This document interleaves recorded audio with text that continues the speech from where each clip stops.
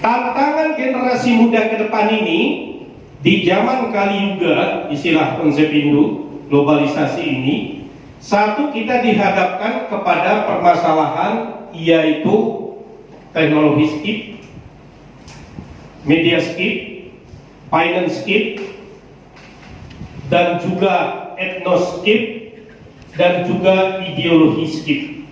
Tadi sudah disinggung sedikit. Saya memulai yaitu tentang finance skip. Tantangan ke depan, mau tidak mau kita pasti dihadapkan dengan permasalahan ini.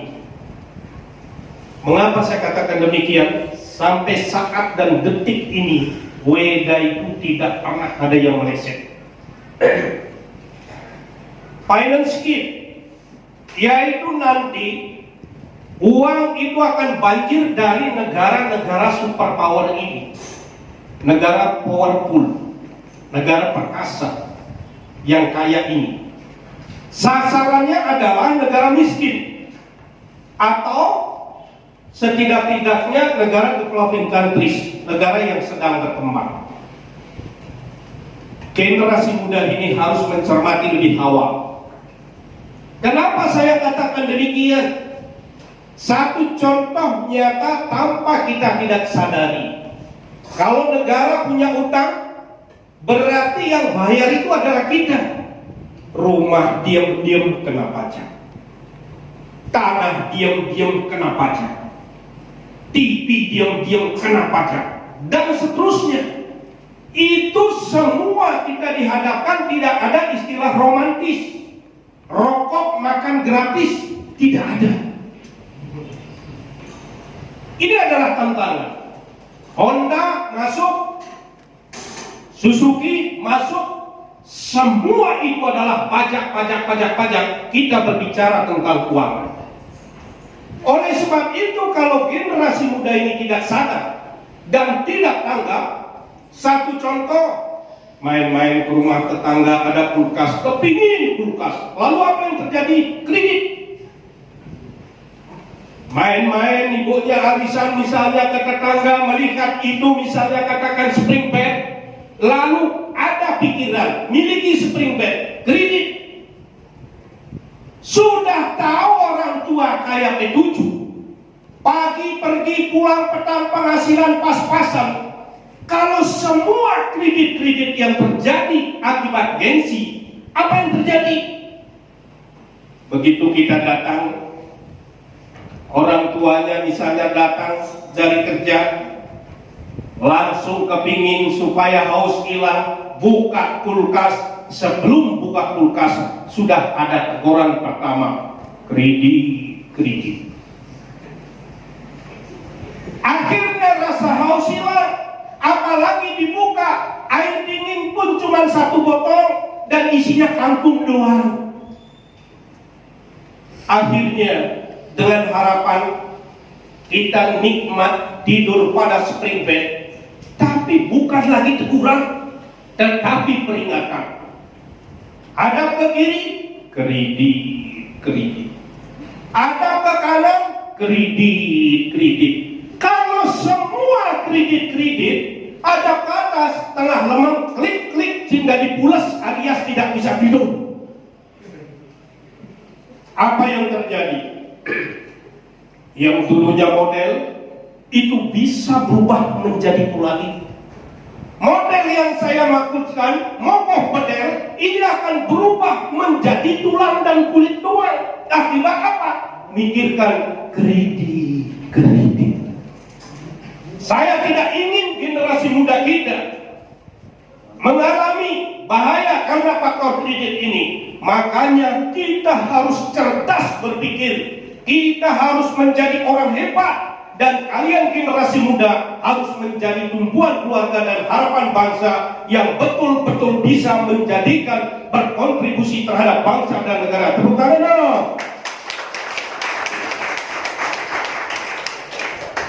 jangan ini dianggap tidak merupakan satu tantangan.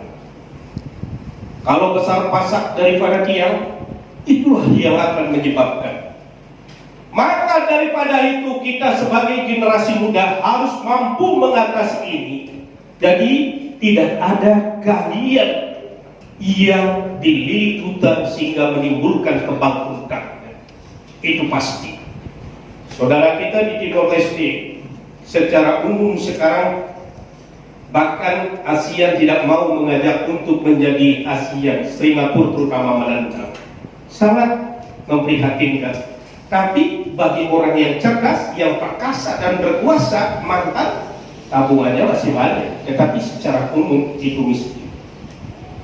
Itu bisa diatasi bukan orang lain, melainkan diri kita sendiri. Karena itu kalian itu harus mengikuti sabda Tuhan. Saya sangat tertarik dan kagum sekali adik-adik, yaitu tokoh muda kaliber, orangnya kebetulan tampan, orangnya ganteng, tapi jangan diplesetkan ganteng gangguan telinga, yaitu Swami Vivekananda. Orangnya sangat cerdas, orangnya sangat hebat. Begitu dia berbicara di Gedung Putih di Amerika Serikat, semua negara itu terpesona dengan kehebatannya. Nah, oleh sebab itu saya mengharapkan generasi muda ini betul-betul menjadi generasi yang bisa diandalkan.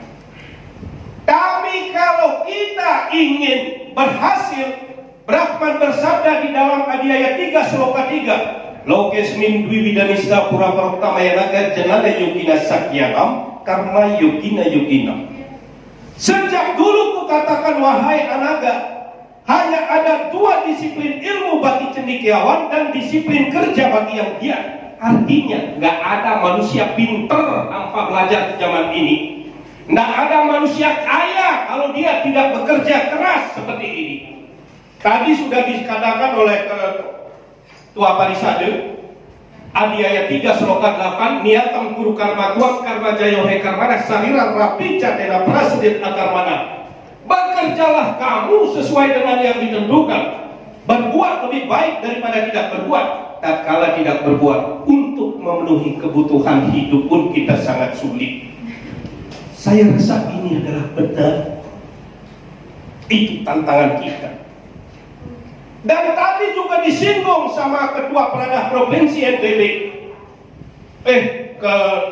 Kepala Desa Parisade yang mengatakan tadi, jangan sampai lebah penjor katanya.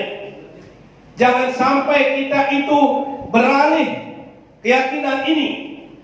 Itu jelas sekali dikatakan ini. Itulah namanya etnoskip, perpindahan keyakinan ini. Ini adalah merupakan tantangan bagi kita.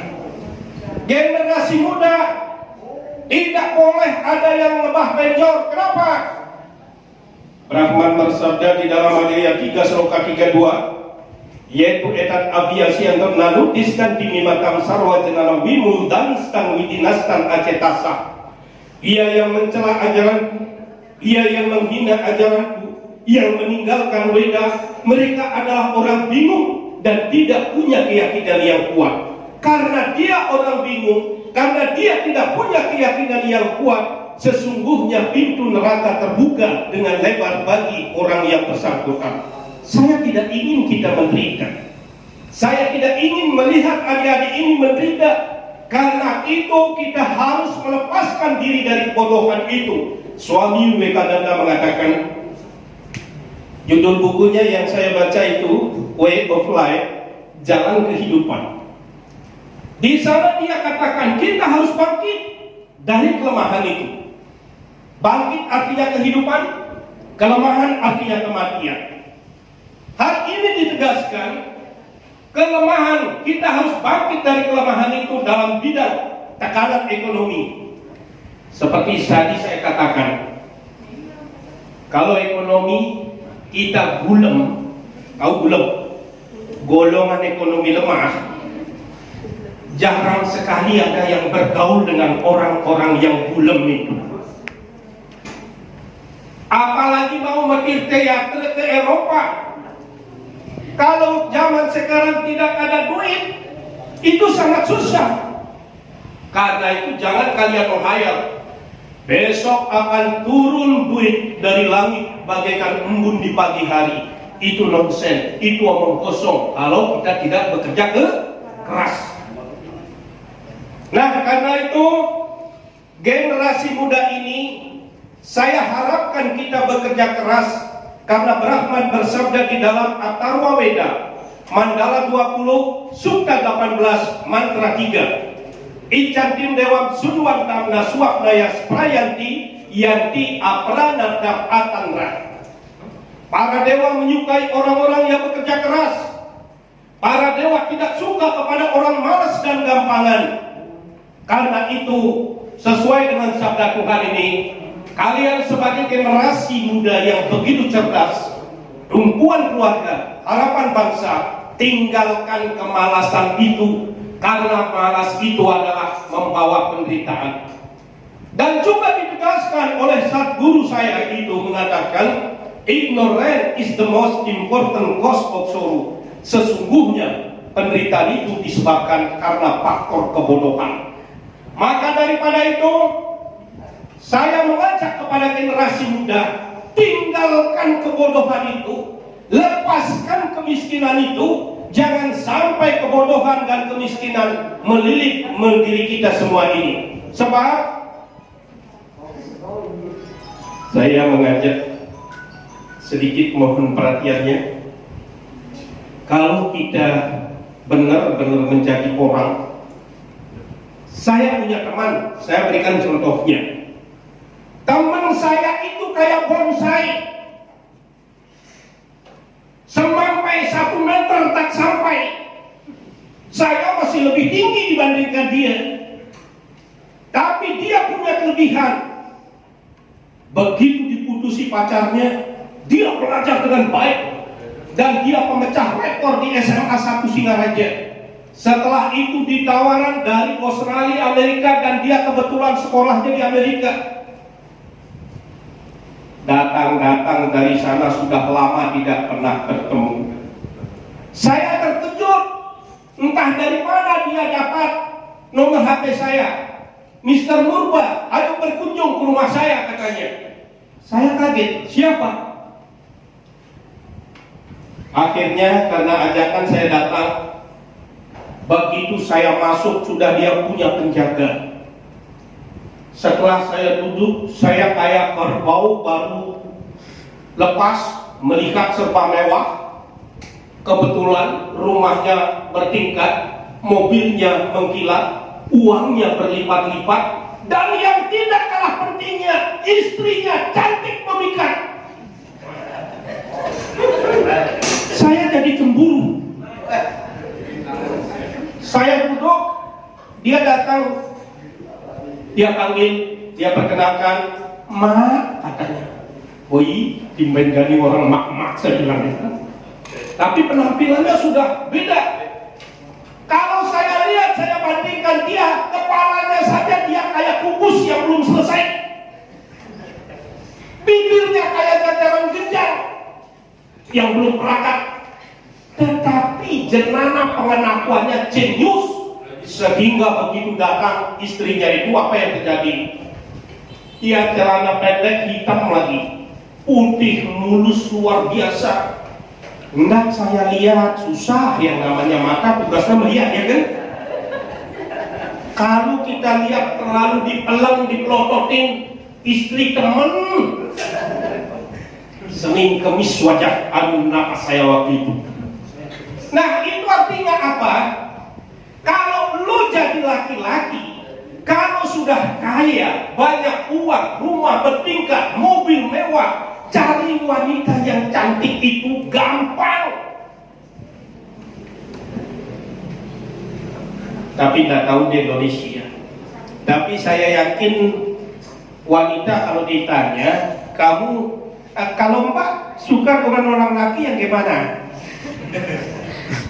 Ada yang katanya, yang penting hatinya. Bohong itu. Bohong. Kalau memang betul-betul hatinya, coba yang lincah itu. Lincah lincah karena kakinya pencor sebelah gitu-gitu itu. Atau yang tidak punya tangan kaki mungkin hatinya lebih bagus daripada pemuda-pemuda yang tampan ini. Tapi kenyataannya tidak itu. Dan ini di zaman sekarang itu saya anggap wanita yang pintar. Buat apa?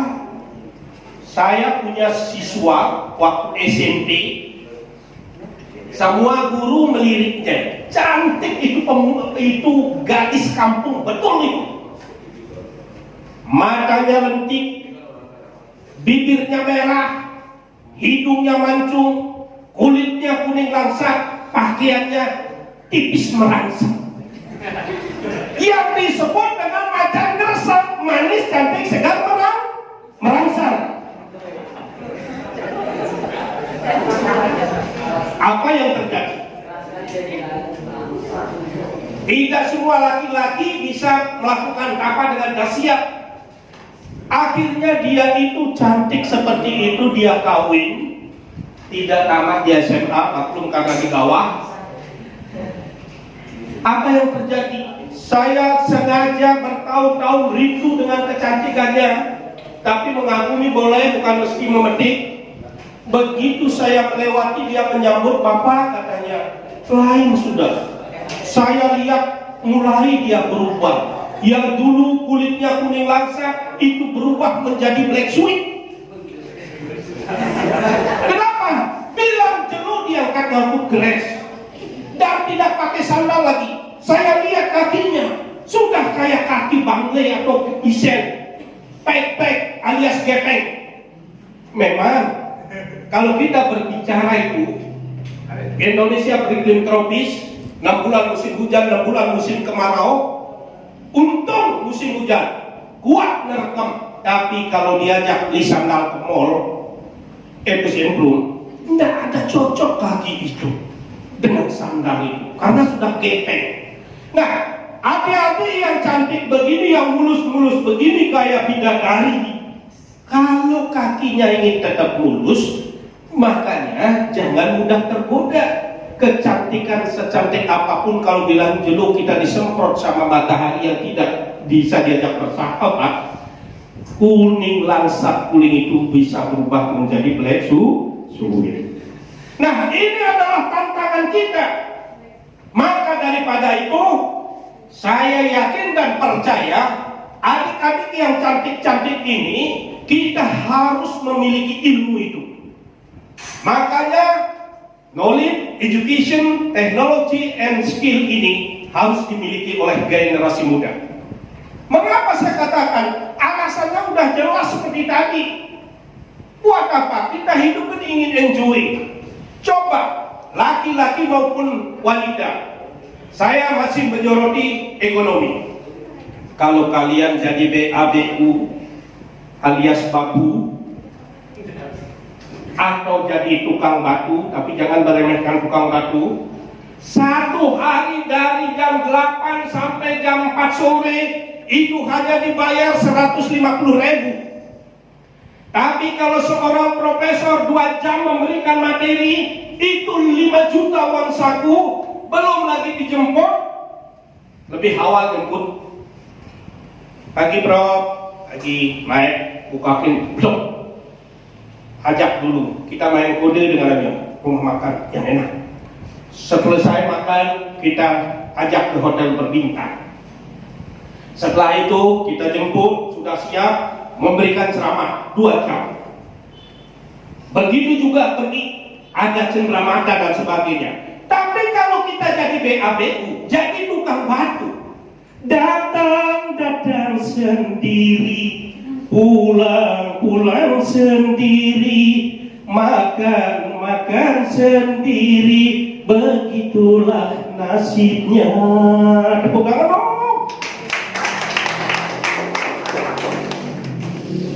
Siapa yang menjemput kalau kita jadi tukang batu? Siapa yang ngantar di hotel mana? Maka daripada itu, saya tidak ingin generasi muda ini menjadi orang yang terpuruk dalam liga bahtera kehidupan ini. Kalian harus dahsyat, kalian harus hebat, kalian harus mampu. untuk meningkatkan satu di dalam knowledge ataupun education pendidikan ini. Tidak cukup untuk S1, tidak cukup untuk magister, tidak cukup untuk doktor. Setidak-tidaknya kalian harus menjadi orang profesor. Ini harapan kita. Tapi semua itu tidak harus dilandasi karakter yang baik. Jangan baru semester 8 sudah sombong. Karena kesombongan itu adalah kehancuran. Saya memberikan satu contoh, ada pemuda yang sudah tamat S1 di Thailand. Saya kebetulan mengikuti seminar internasional pada saat itu, pembicaranya tunggal doktor dari Thailand. Dia mengatakan, ada anak yang sangat cerdas, ada anak yang sangat hebat, dia bintang kelas di sekolah universitas ternama di Thailand. Begitu dia lulus, dia pulang harus melewati sungai Menam Copraya. Pada saat itu dia menyeberang pakai perahu. Begitu dia pakai perahu, dia tapi tidak bermesin perahu itu. Sebenarnya jukung, sampan itu sebenarnya sebutannya, tapi lumrah karena dikatakan perahu.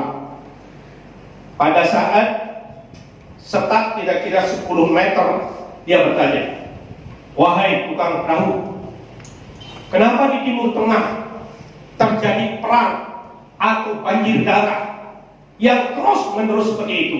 Pernahkah kau membaca surat kabar? Tukang perahu itu dengan rendah hati mengatakan, maaf Tuhan, jangankan membaca koran, hidup saya hanya di sini, yaitu mengantarkan orang-orang yang lewat. Pemuda itu apa katanya? Dasar kau tukang perahu, 50% hidupmu di sungai ini. Dia menelan dengan keperihan kata-kata dari sang pemuda itu. Lalu menjelang pertengahan itu, rupanya si pemuda ini lagi bertanya, hei tukang perahu, berapa penghasilanmu dalam sebulan? Maaf Tuan, saya tidak tahu, dan itu tergantung keadaan. Dasar tukang perahu yang tidak tahu diri, 70% hidupmu di sungai ini. Dia merasa sakit hatinya. Setelah itu, tiba-tiba pas lewat pertengahan, terjadi kabut yang tebal menyelimuti sungai itu.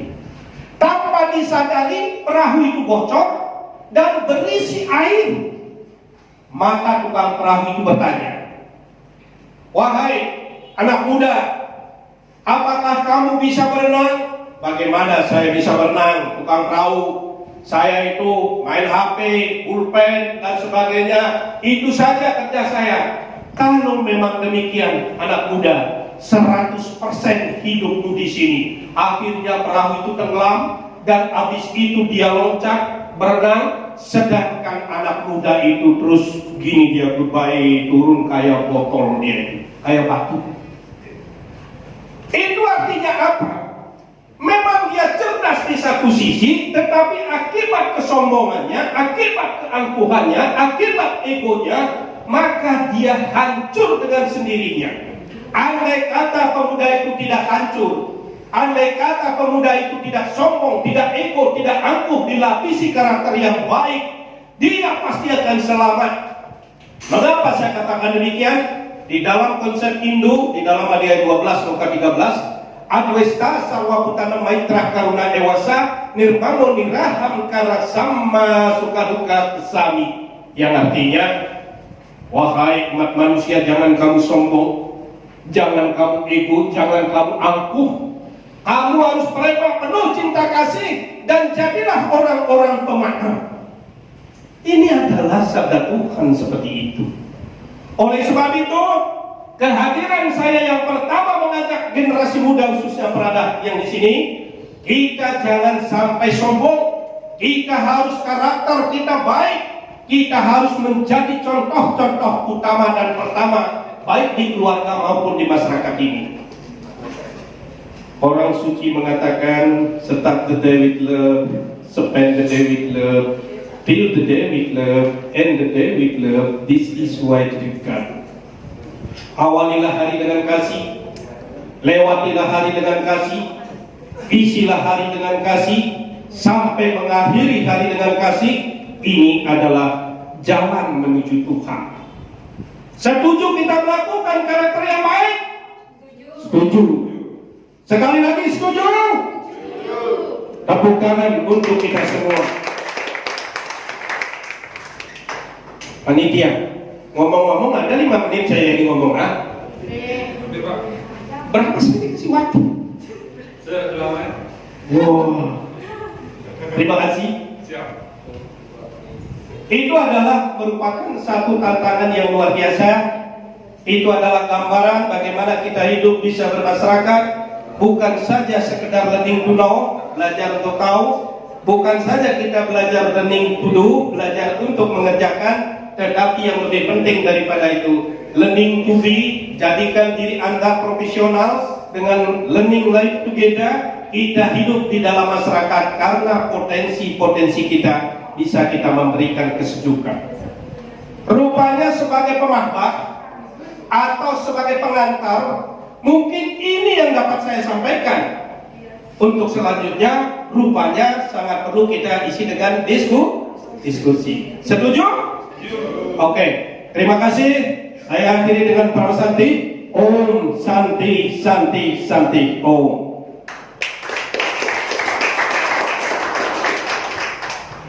Perlu dipandu atau langsung ya? Silakan aja.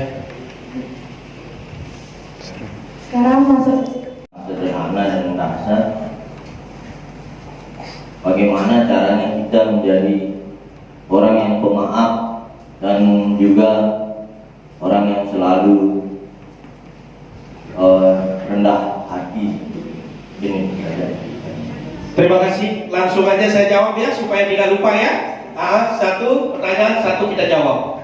Bagaimana cara kita untuk menjadi orang pemaaf dan rendah hati? Ini akan saya jelaskan sesuai dengan konsekuensi. Saya awali terlebih dahulu dengan sebuah kisah cerita. Ada seorang belajar kesucian. Dia dulunya kalungnya gede-gede, taluh curcuk gede, itu siapa itu? Iya. Habis itu ketemu orang-orang yang pakai tato pada saat itu. Nemare dia mau butuh nih katanya. Kalau orang lain pakai kalung emas, kalau ini kok kalung sampi dipakai katanya. Tapi apa yang terjadi? Dia tidak marah. Dia diam, dia ejek, bosan rupanya dia ejek. Lalu yang pakai kalung itu, yang pakai japa atau tasbih itu dia pergi. Datang temannya, hei, kamu adalah sahabat saya. Walaupun kamu sudah berumur, tendangan temu atau tendangan berlingkar itu masih bisa. Kenapa kau tidak lakukan? Kau dihina. Apa jawabnya?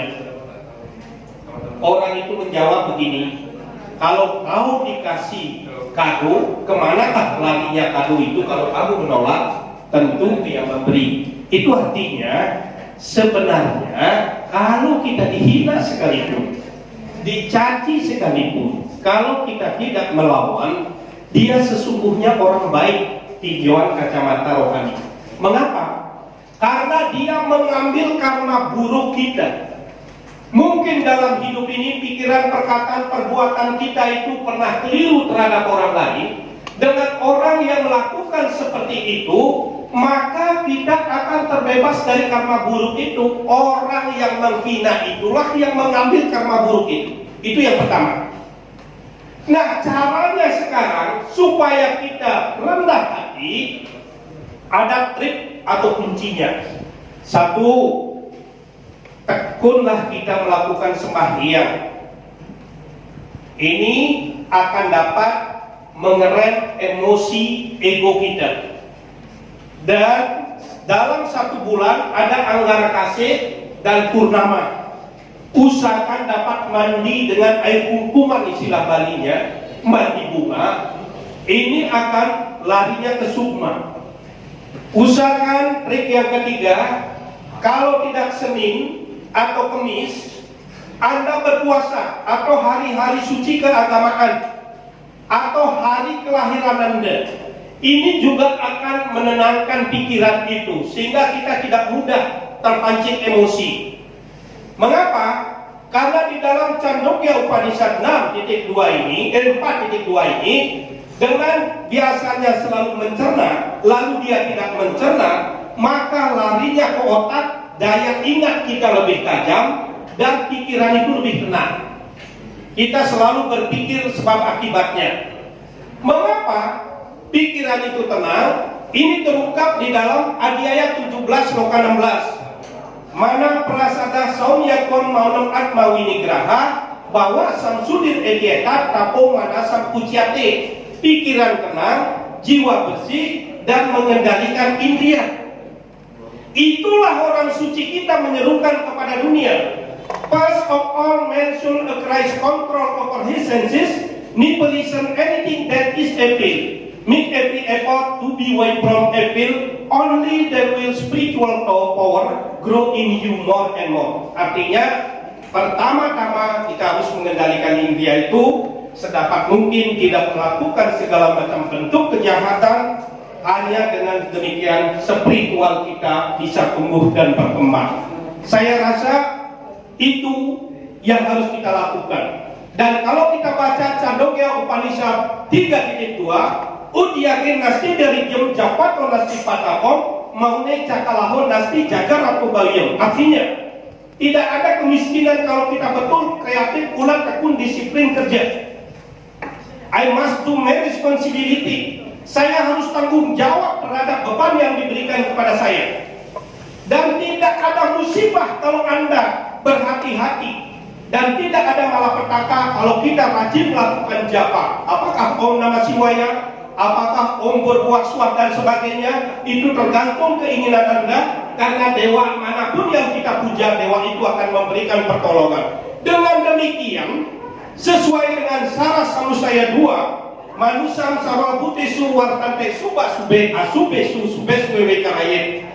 Di antara makhluk hanya manusia yang bisa membedakan mana yang baik dan mana yang jahat. Karena itu lebur semua perbuatan yang jahat itu ke dalam perbuatan yang baik. Itulah gunanya, itulah pahalanya kita menjadi manusia.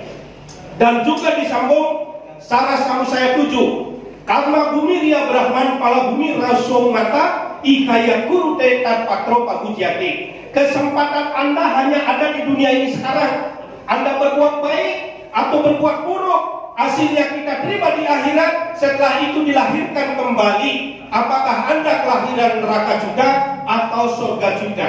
Jadi secara kacamata rohani, kita kalau tidak marah, walaupun kita dihina dan sebagainya, kita pandang dia adalah orang baik mengambil karma buruk kita.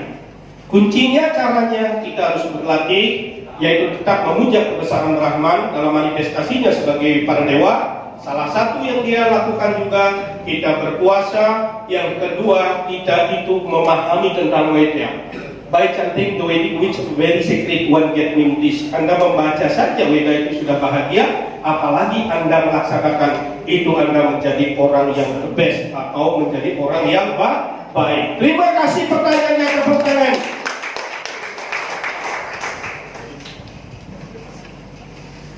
Ada yang mau nanya lagi? Itu di belakang ada, di depan ada. Ya, yang mana-mana. Sebelumnya, Swastiastu, Pak Murwil, perkenalkan nama saya Swastiastu Mandoli Saida, dan saya ingin bertanya, pertanyaan sedikit dibilang lebih agak konyol dan saya siap untuk ditertawakan. Pertanyaan yang pertama, Tuhan Maha Tahu, Tuhan Maha Penyayang, Tuhan Maha Pengasih, dan Tuhan Maha Segala-galanya. Lalu apa tujuan Tuhan menciptakan kehidupan dan alam semesta ini? Padahal Tuhan sudah tahu apa yang akan terjadi di alam semesta ini. Itu yang pertama. Dan yang kedua, mengenai konversi agama atau perpindahan agama dari agama Hindu dan agama lainnya. Kita sebagai organisasi pemuda Hindu, bagaimana cara kita mengantisipasi supaya pemuda khususnya umat Hindu kita agar tidak melakukan konversi agama tersebut, karena konversi agama ada beberapa faktornya. Yang pertama cinta, kurangnya pengenalan terhadap agama, dan kurang mengenai materi. Mungkin itu saja pengunjung atau sejumlah. Om Santi Santi Santi Om. Om Santi Santi Om. Ya, ini pertanyaan yang semakin lama semakin panas ini. Keren. Jadi yang pertama, Tuhan Maha Pengasih, Tuhan Maha Tahu, Tuhan Maha Penyayang. Kenapa masih bisa terjadi seperti itu? Sebenarnya Tuhan mengambil tindakan kenapa tidak semua didamaikan aja? Mungkin kurang lebih begitu maksudnya ya. Adik-adik yang saya banggakan, sesuai dengan Bhagavad Gita Adhyaya 16 sloka 6, Tuhan itu menciptakan dua hal yang berbeda. Ada siang, ada malam, ada matahari, ada bulan, ada tinggi, ada pendek, ada putih, ada hitam, ada keriting, ada lurus, dan lain sebagainya.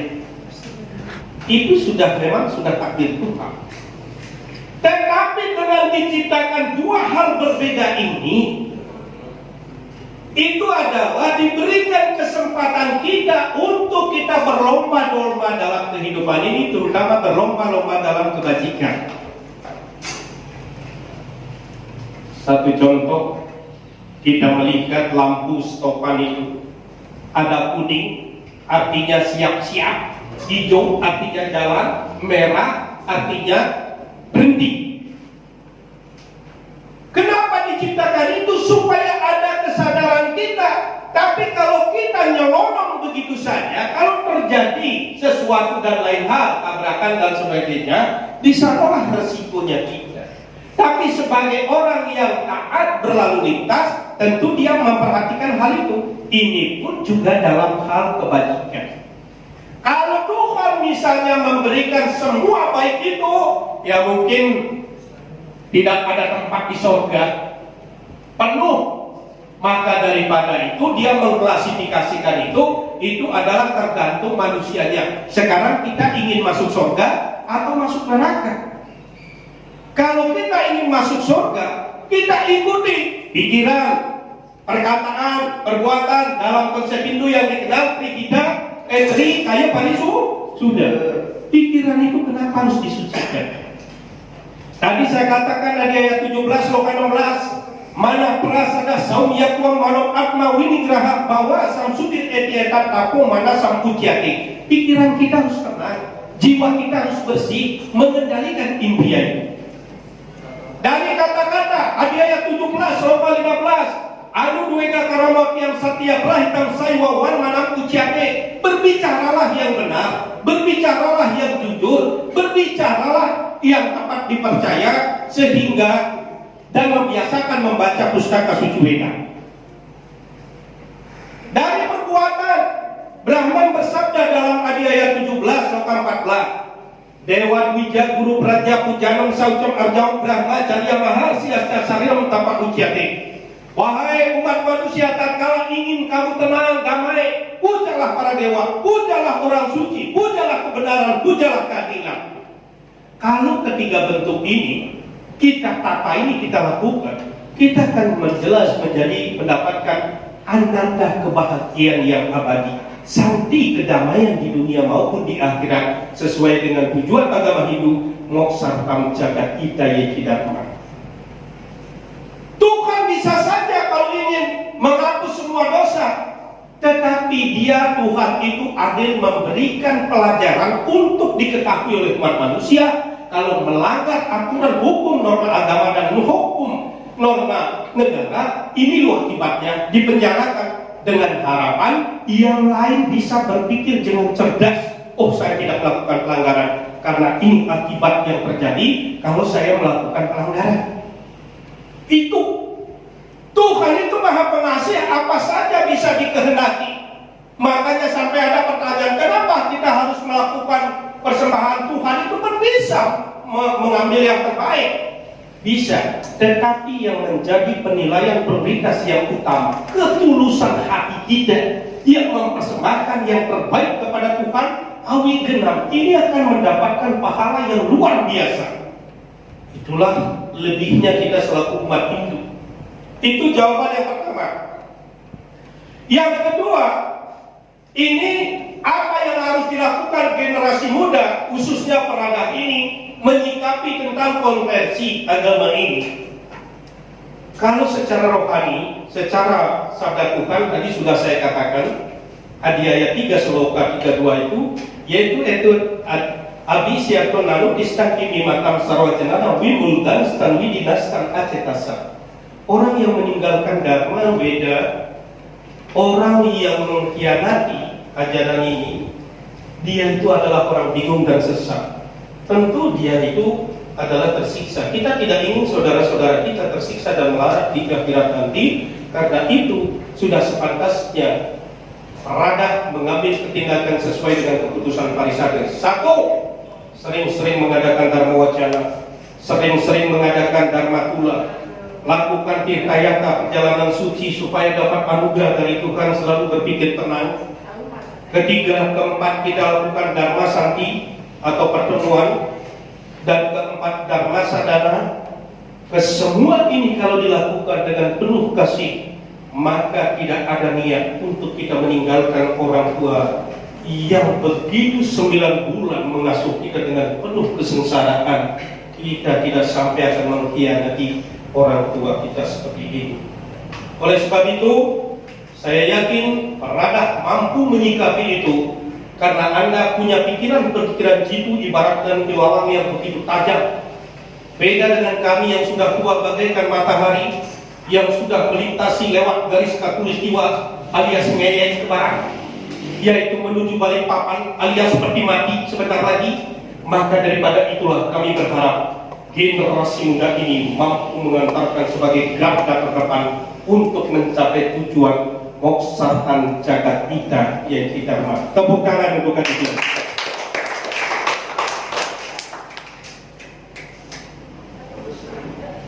Yang di belakang kayaknya nanti jadi satu bagus.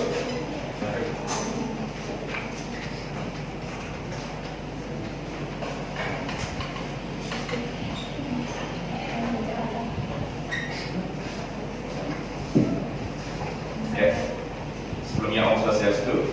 Om Swastiastu. Ya, terima kasih telah memberikan saya kesempatan untuk berbicara.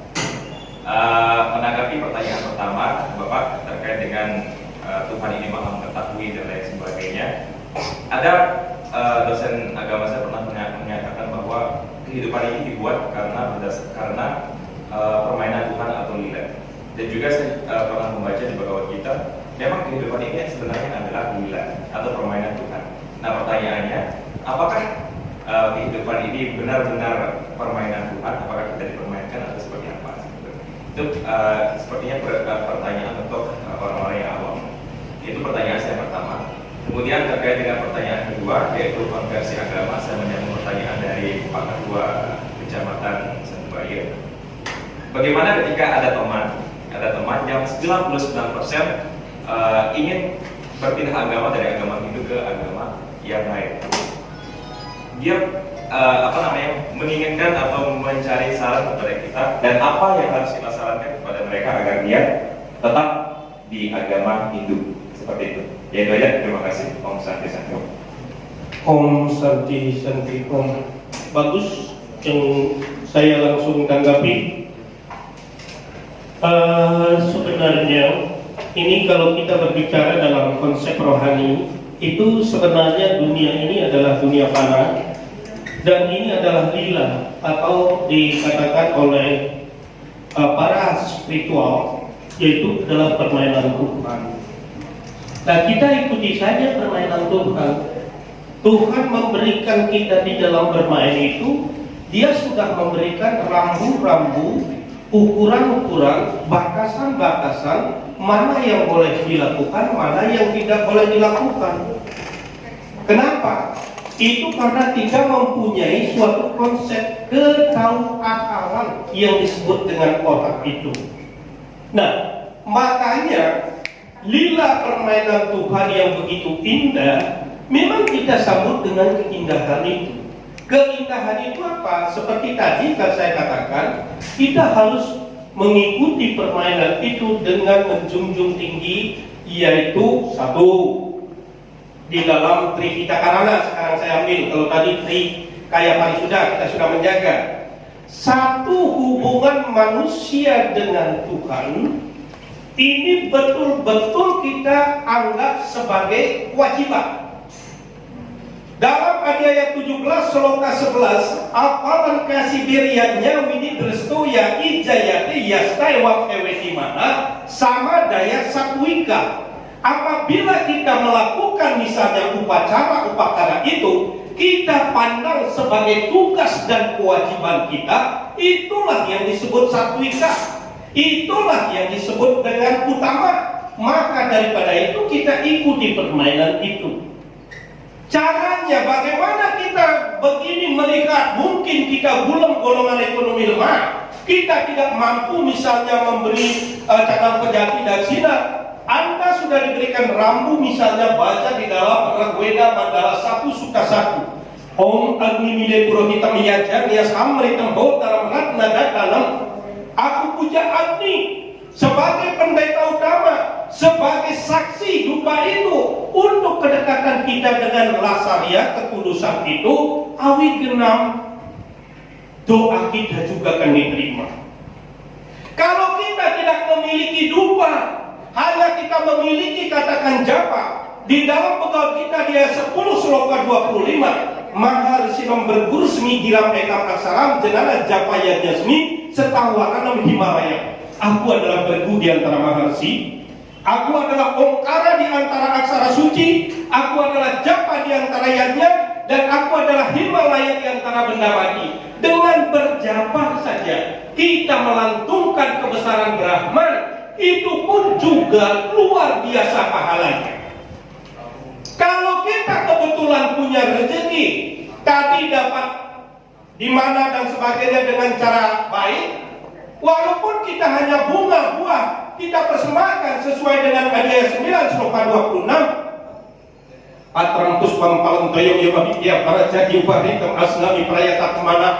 Walaupun kita hanya mampu mempersembahkan secukupuk air, setekai bunga, sebiji buah, sehelai daun, asal dilandasi hati yang tulus dan ikhlas, sembah bakti kita akan diterima. Tapi kalau kita tidak memiliki itu, dengan kita meditasi, yaitu merenungkan kebesaran Brahman, maka cahaya Brahman itu pun juga merangsuk dan pahalanya cukup besar. Tapi kalau kita ada rezeki lebih lagi, katakan praspejati, sehingga Om praspejati nirmani nama suaha, luar biasa lagi. Apalagi kita mampu misalnya mempersembahkan apel dari Muselen, anggur dari Pomeria, durian bagi dari Belgia, alias tambahannya prejikan yang melungsurkan kita, sehingga di dalam ayat 3 Sloka 13 pegawai kita itu yang menikmati perasaan lorokan istilah Jawanya, lungsuran istilah Balinya, maka ini adalah anugerah yang luar biasa. Semua ini adalah jalan menuju Tuhan. Maka daripada itu, Hindu ini luar biasa, the best, universal yang luar biasa. Ini pertama dari cara kita mendekati Tuhan. Oh ibu aja tepuk tangan berdua, tepuk tangan dong semua. Ini. Nah sekarang hubungan manusia dengan manusia. Kita di dalam Isa Upanishad mengenal Wasudewa Kutumbakan, kita bersaudara. Walaupun dia berbeda agama, etis dan sebagainya, tapi kita harus tetap mengedepankan embodiment of love ini, perwujudan kasih dengan batas-batas kewajaran. Bukan berarti kita korbankan segala, tidak. Ada aturan tertentu. Dan di samping itu juga di dalam Candogya Upanishad dikatakan sarwamidum kan Brahman, Brahman bersemayam dalam semua ciptaannya. Itulah sebabnya kenapa orang Hindu bukan saja menghormati sesama manusia, makhluk yang paling rendah sekalipun, katakan seperti buta kala, seperti jin, seperti setan, itu juga dihormati. Ini adalah kelebihan orang kita sebagai Hindu. Satu contoh kecil, segera dikatakan sama ibu, iya, siapa yang ngasih semut, ungu, kelimpit itu makan? Untung ada orang melakukan itu, kita menghormati hal itu. Tetapi Budanya bukan manusia menyembah Buddha di sana, enggak. Om sang bangkang ang iknan mang siwangyang, Om buktian tu durga butara buktian tu kalau mengatakan bukta yang tu buta butaan, Om swasti swasti sarong Buddha ya nama. Ya Tuhan, hamba mohon kepadamu yang maha pengasih, maha pelindung, agar semua makhluk berupa buta kala tidak mengganggu. Inilah aku berikan kepadanya. Kita Hindu tidak menyembah Buddha, tapi persepsi orang karena kita tidak pernah membaca Weda, tidak pernah bertanya kepada orang tahu, kita seolah-olah sehingga dilecehkan seperti itu. Baru ada setelah seperti itu dibilang menyembah setan. Maka daripada itu tantangan generasi muda ini bagaimana kedepannya bisa menjadikan tolak ukur. Tidak ada lagi orang kita yang kayak bodoh dan tolong. Setuju? Iya. Saya yakin Hindu melalui peradah ini kita harus bersemangat seperti itu. Dalam semua lini, politik, sosial, ekonomi, dan budaya, kita harus menguasai itu. Hanya dengan cara itu, kita terbebas dari penderitaan. Itu rupanya yang dapat saya sampaikan. Jadi, di keindahan, lila permainan Tuhan ini yang sangat indah, dan memang sudah dijelaskan semuanya, tinggal kita diberikan kelebihan itu, kita sikapi, kita cermati dengan baik, agar kita selalu berada pada ujian. Ibaratkan kita sekolah, tujuan daripada lembaga itu pasti supaya pintar dan cerdas dan lulus. Karena itu untuk menempuh itu tidak bisa hanya daftarkan saja langsung dapat ijazah. Harus melalui proses belajar, ada UTS, ada UAS, ada bayar ini bayar itu dan sebagainya. Kalau kita mampu melewati tantangan semacam itu, Anda bakalan menjadi sarjana yang sujana apabila dilapisi dengan karakter yang baik. Terima kasih, tepuk tangan sekali lagi. Ya.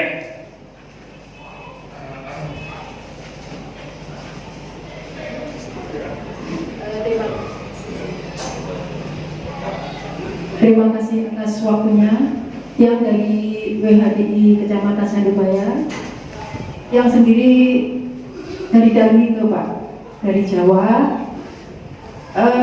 dengan yang masuk Hindu banyak sekali yang dapat. Pertama,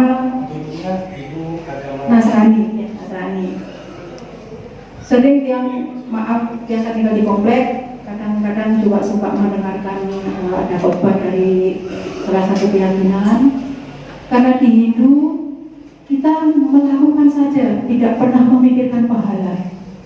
Itu saya sangat bahagia dan bangga jadi Hindu.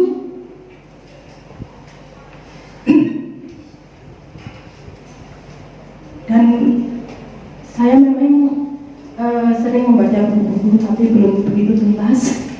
Saya juga baca Bhagavad Gita, baru dari kata pengantar sudah banyak terbuka. Kita sudah banyak tersentuh. Oh seperti ini.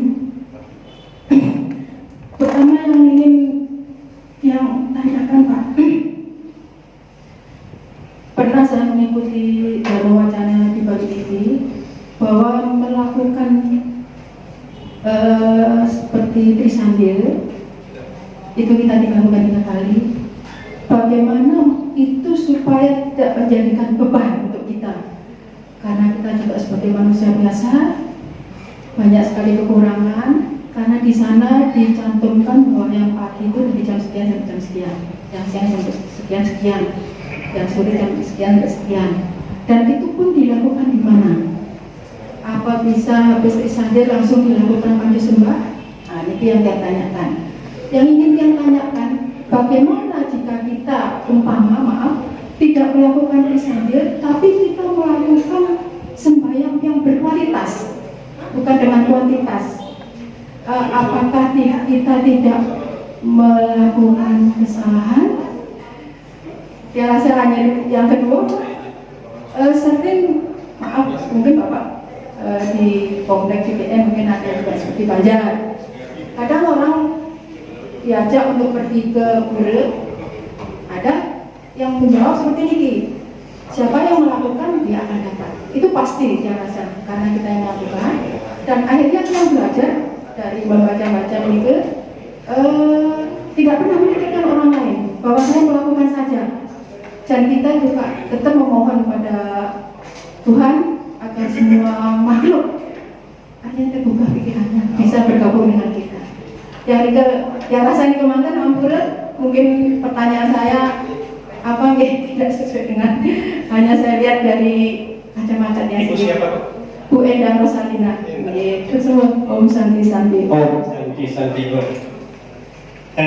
Ini luar biasa kita berbicara Ibu Endang.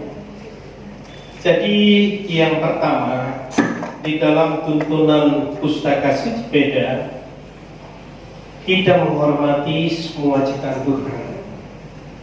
Makanya di dalam pertanyaan Ibu yang pertama berkaitan dengan pahala itu, memang kalau Ibu membaca Bhagavad Gita Hadiah 2 sloka 47, karmane ewa dikaraste mapal su kadacana makar mapal heturbur mate sangustik karmane, yang artinya lakukanlah pekerjaan itu dengan tulus dan tidak lagi berpikir tentang pahala serta jangan malas. Artinya begini, kalau kita melakukan itu dengan sepenuh hati, maka Tuhan itu sudah mengetahui segala sesuatu. Justru itu adalah dikatakan satu itu. Satu contoh, Ibu hanya bisa melakukan Gayatri Mantra. Katakan dari pertama, itu luar biasa. Om Bhurbuvat Swaha Tatsavitur Varenyam Bhargo Devasya Dhimani Dhiyo Yona Prachodaya. Ya Tuhan yang merupakan sumber cahaya dari semua cahaya yang ada, semua sumber dari kehidupan yang ada, sembah sujud hamba kepadamu. Hanya dengan kita mengagungkan ketulusan kita, mengagungkan kebesaran Tuhan, itu adalah pahalanya sangat tinggi sekali. Oleh sebab itu, Ibu ke rumah Dharma ini perlu diketahui, sebelum agama-agama masuk ke Indonesia ini, dari zaman Kerajaan Majapahit, Sumatera, Jawa, Bali, Lombok, Sumba, Sumbawa, Salor, Alor, Timor, Roti, Irian Jaya, Halmahera, sampai ke Asia Timur, Jepang, Tibet, Tiongkok, Pakistan, Pasuan yang sekarang, itu adalah para leluhur dan nenek moyang kita ini adalah orang Hindu. Jadi sepanjang Ibu selalu berniat baik dengan siapapun Ibu melakukan ini, Ibu datang ke rumah Dharma ini, Ibu artinya sangat menghormati para leluhur-leluhur kita yang sebelumnya itu. Betapa bangganya dan tersenyumnya beliau itu bahwa ada penerus berikutnya. Oleh sebab itu, di sini tidak ada keegoisan di dalam konsep Hindu. Sarwaidon kalau Brahman bersemayam dalam semua ciptaannya. Maka daripada itu, kita harus menebarkan kasih sayang terhadap semua ciptaannya. Ibu Kristen Katolik atau Profesor? Iya. Dan saya waktu kunjungan saya ke Lourdes, yaitu ke Prancis, yaitu gereja terbesar di Eropa, yaitu di bawah ada bertingkat 3 di atas permukaan tanah, dan di bawah tanah itu menampung 2.000 jemaat. Saya pun diperlakukan dengan baik. Oleh sebab itu, di dalam konsep Hindu itu kita sangat universal. Yang penting lakukan dharma, kebenaran, dharma, kebajikan, satyam, kebenaran, ahimsa, tanpa kekerasan, prema, penuh kasih sayang, dan juga yaitu santi, untuk kedamaian. Awi genam ini Ibu lakukan luar biasa, dan saya yakin Ibu melakukan hal itu. Nah, yang kedua tadi pertanyaan Ibu tentang Trisandi kan itu sudah saya katakan. Nah, kendati pun di sini ibu harus bisa membedakan Trisandi dengan berdoa. Kalau itu kebetulan cundake, di dalam Hindu ada istilah cundake atau katakan menstruasi ataupun kematian dan sebagainya, ibu mungkin tidak keburen, ibu mungkin tidak Trisandi goar-goar, tapi di dalam konsep Hindu ada upamsu, manacika, dan waikari namanya. Itu di dalam hati tidak didengar oleh siapapun, itu yang disebut mana. Jika itu pahalanya jauh lebih besar, itu tergolong berdoa. Walaupun ibu dalam keadaan cundake, ibu bisa melakukan itu di dalam hati. Tetapi alangkah bahagianya tatkala kita bebas dari cundake halangan itu satu ke tempat suci, karena di tempat suci itu ada yang namanya dipendam pedagingan, yang diurip, yang dirajak, itu akan dapat menangkal hal-hal yang negatif di luar jangkauan pikiran manusia. Di samping ibu melakukan di sana apakah berjapa, mengucapkan mantra, doa dan sebagainya, itu 100 kali lipat pahalanya dibandingkan di rumah sendiri. Kalau di rumah sendiri hanya sebesar hitungan berapa kali kita melakukan itu, pahala kita hanya sekian. Kalau misalnya di sumber air yang mengalir, pahala kita 10 kali lipat. Tetapi walaupun pahala-pahala bisa dihitung, tetapi Hindu tidak pernah berpikir tentang pahala itu. Yang penting lakukan yang terbaik. Rupanya awi genam santi kedamaian itu pasti kita dapatkan. Ibu jangan bersedih, ibu harus tetap bersemangat karena ibu adalah orang yang baik. Terima kasih. Om Santi Santi Santi Om. Iya, tepuk tangan sekali lagi untuk ibu. Oke, ada saudara-saudara saya yang lain di sini selain Hindu? Semua itu iya. Oke, itu penjelasan dari ibu. Jadi kita selalu mengajarkan embodiment of love, perwujudan kasih itu. Yang penting ibu tanamkan dalam hati nurani. Bagaimanapun tetangga dan sebagainya, kita tidak perlu hiraukan, yang penting kita lakukan yang terbaik. Apalagi kita di Indonesia menganut patriarkat hak, yaitu sangat bagus untuk mengikuti sang suami. Ibu Jawanya mana? Malang. Oh iya. Apa Malang? Puranya juga sangat indah sekali sekarang. Iya. Oke. Rupanya itu. Bagaimana panitia? Udah habis, Om. Cukup, Pak. Bagaimana? Cukup? Kalau demikian, tadi saya awali dengan doa, maka saya mengajak untuk kita semua mengambil sikap amusti. Karena untuk ceramah saya hari ini, ambil sikap amusti karena Guru Brahma Guru Vishnu Guru Maheshwara Guru Sasta Param Brahma Tasmai Sri Guru Namah. Ia Brahman dalam manifestasimu sebagai Dewa Brahma, Dewa Wisnu dan Mahadewa. Hamba persembahkan pikiran suci, kata suci, perbuatan suci. Semoga kau melimpahkan anugerah. Masa gamaya tamasoma jodir gamaya mriyati gamam gamaya. Ya Tuhan, tuntunlah hamba-hambamu ini dari jalan yang salah menuju jalan yang benar. Bimbinglah hamba-hambamu ini dari jalan yang gelap menuju jalan yang terang untuk menuju keabadianmu.